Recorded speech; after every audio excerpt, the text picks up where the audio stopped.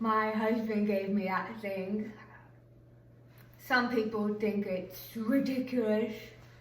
A deaf woman with an iPhone, but that's just ignorance and there's no app for that. Plus, with the iPhone, I'm completely accessible at all times. Which sometimes isn't such a good thing. But you should know that this little device is a major concession for me. I don't like to fit in. I spent too much of my life trying too hard. The only thing worth fitting in is your jeans. That's what I tell my son.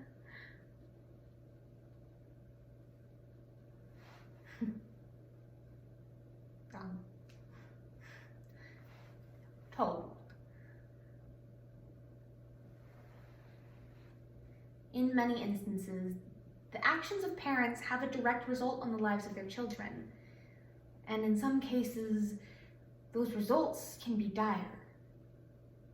This is the story of Elle, whose decision impacts the life of her son to an extreme degree. And she must live with the guilt of what she's done and the consequences of her decisions. However, I'm sure she'd rather be Senseless by Catherine Rao. Some people wonder if it's rude to ask if I was born deaf. No, it's not, and no, I wasn't. I was born perfect. Oh, I remember. I loved the sound of my mother singing. I can still remember what my dad's laugh sounds like. But when I was 11, I had this epic war with meningitis and then poof.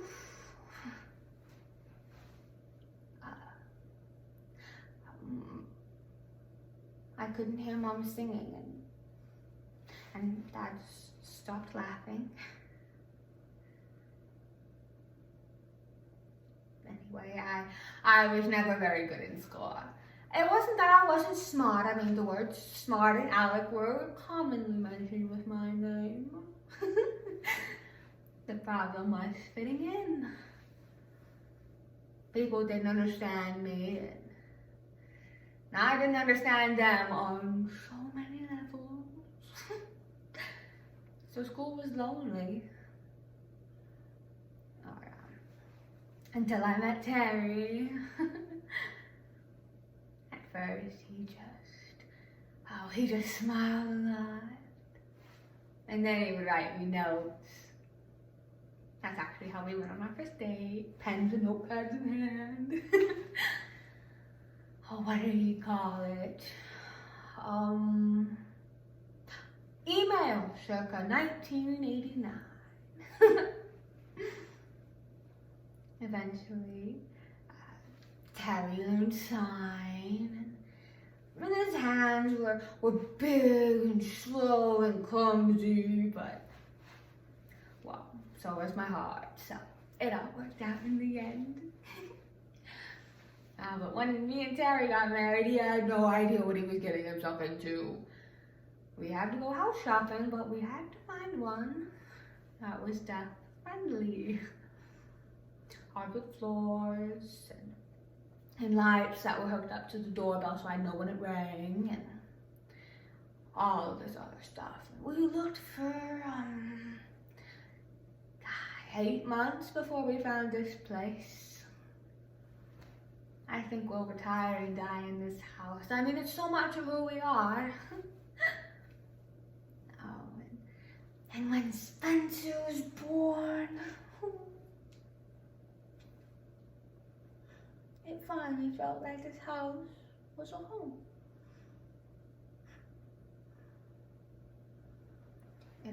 It wasn't supposed to happen.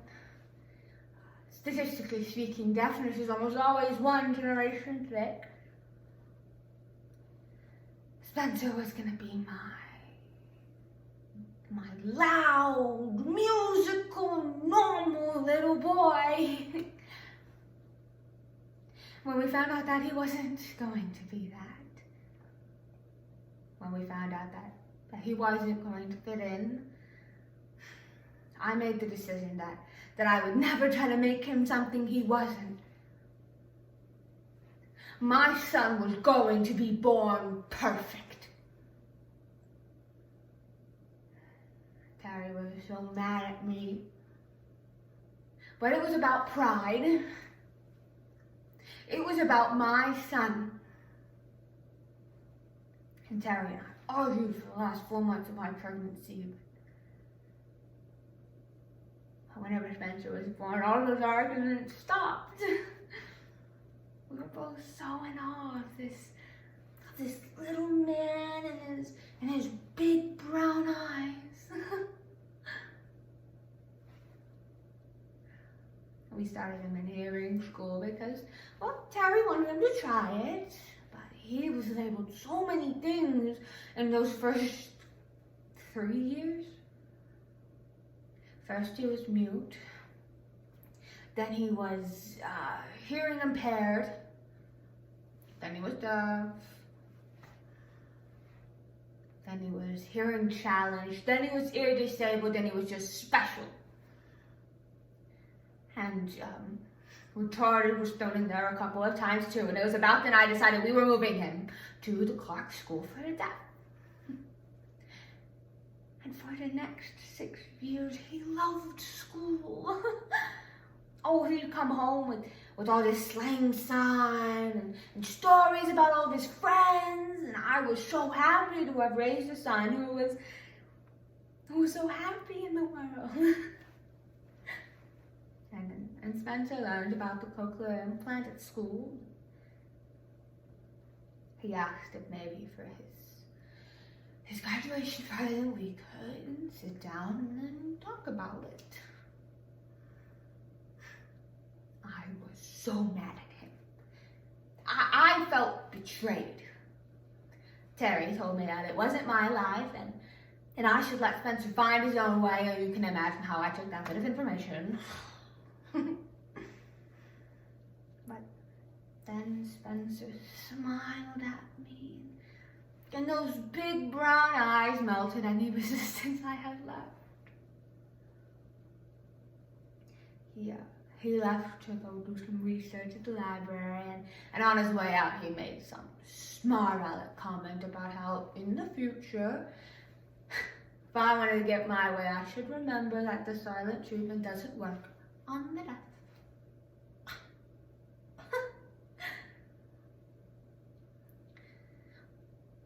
But that was the last time I saw my son alive. You see, he must have been in such a hurry to get home. He must have been so excited to show us all his research. He must have wanted to spread his papers on the table and excitedly sign off all the things he was going to do whenever he got his surgery. He must have been in such a rush to prove me wrong. Because if he wasn't, then he would have seen the truck coming.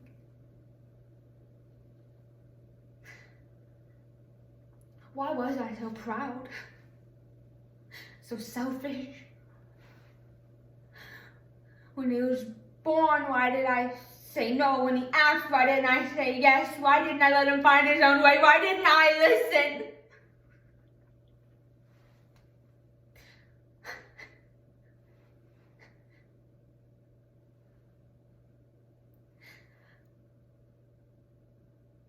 Why didn't I listen? And the worst part is, because I couldn't even hear the phone ring. Terry's big, slow, clumsy hands had to tell me that my little man, my baby, was gone forever.